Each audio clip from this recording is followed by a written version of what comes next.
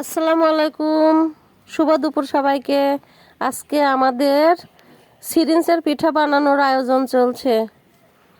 দেখুন, রমজান মাসে কাজ নাই, বসে বসে সব পিঠা বানাচ্ছে। এই যে সিরিঞ্চের পিঠা।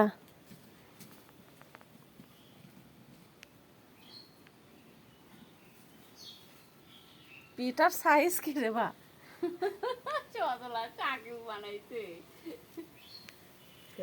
এই যে চুলাত ভাপ দেওয়া হচ্ছে।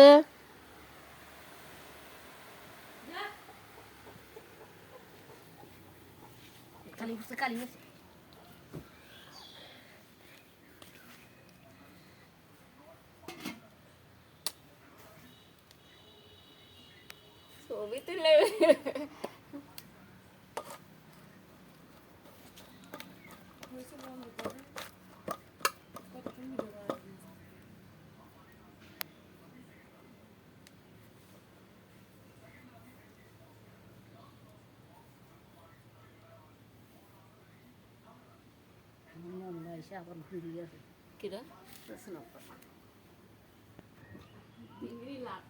এই যে এগুলো ভাপ দেওয়া হয়ে গেছে, এভাবে রোদ্রে দেওয়া হয়েছে।